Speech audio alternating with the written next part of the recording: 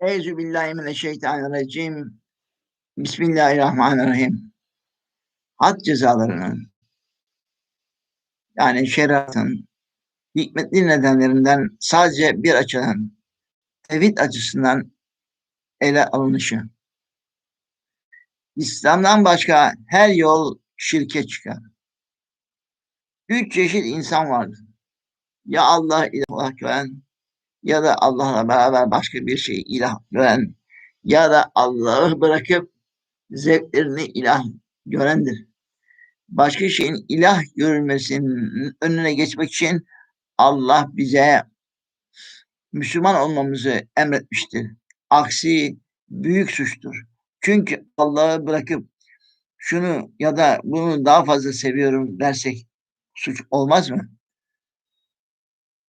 Hadlerin konma hikmetlerinden biri de Allah'a eş koşma ihtimali olan yolları kapamaktır.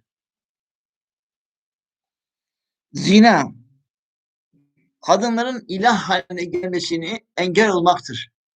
Bu cezanın amacı kadından ilah haline gelmesini engel olmaktır.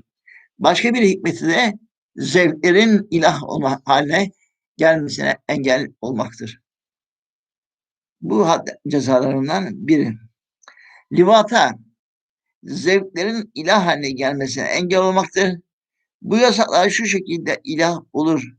Bu yasaklardan birini ya da bir bölümünü ben kabul etmiyorum dersen, yani livata cezasını kabul etmiyorum dersek ya da şeriatın belli bir kısmını kabul etmiyorum dersek o zaman şirk haline gelmiş olur.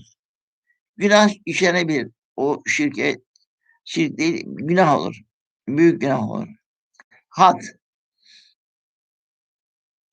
sihir, büyü yapan araç için büyü yapanın ilah haline gelme ihtimali vardır.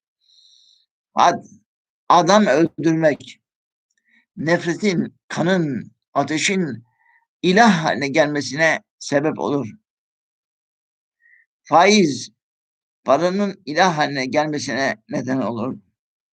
Yetim malı yemek, paranın ilah haline gelmesine neden olabilir. Daha önce söylediğim gibi ilah haline gelmesi için red gerekir. Allah'ın gönderdiği bir ayeti ya da emin olduğumuz sahih hadisi reddettik mi? Bilmiyorsan tövbe edersin, olur biter. Allah affedicidir. Savaşta arkamıza dönüp kaçmak, kendi canımızı, nefsimizi ilah haline getirmek olur.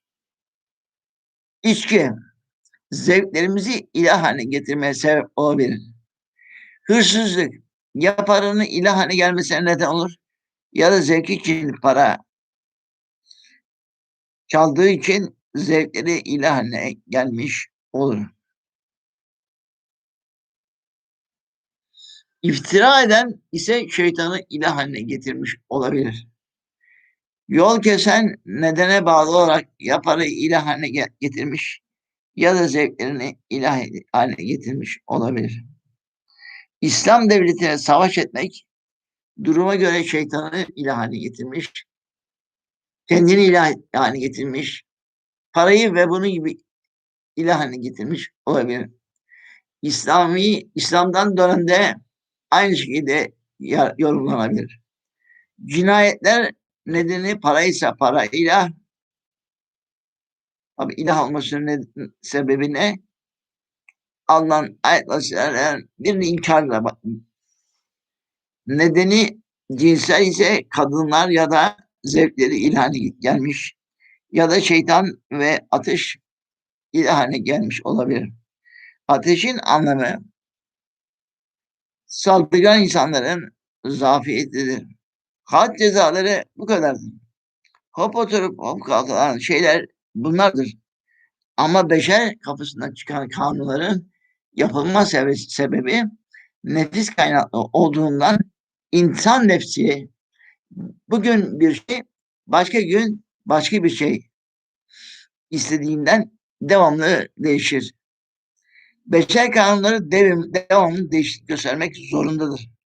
Ama Allah'ın kanunu tek bir şeye dayanır. Allah'ın ilah haline gelmesine engel olan şeyleri ortadan kaldırmak. Beşer kanunları nefsin ilah haline gelmesi içindir. Tazir cezaları bunun dışındaki en ufak had cezasından daha ufaktır.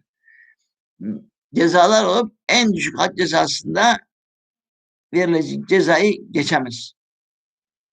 Bundan sonraki açıklama, eğer bizim ilah olarak gördüğümüz şeyleri başka bir zamanda, başka bir toplum görmüşse, onun başına gelenler bizim başımıza gelecektir. O halde bizim başımıza neler gelecek, kader konusu hava tahminine benzer yapılabilir mi? Bu tahmin kaderle ilgili konuları araştırmayın. Şu gelir, bu gelir diye araştırmayın dendiği zaman yapılmıştır. Yoksa Allah kader konusunda tartışma yapan ülkeleri, kader konusunda yapılan tartışma yapan toplumları helak eder. Teşekkür ederim arkadaşım. Sonuna kadar sabırla dinledin. Allah hepimizi Firdevs cennetine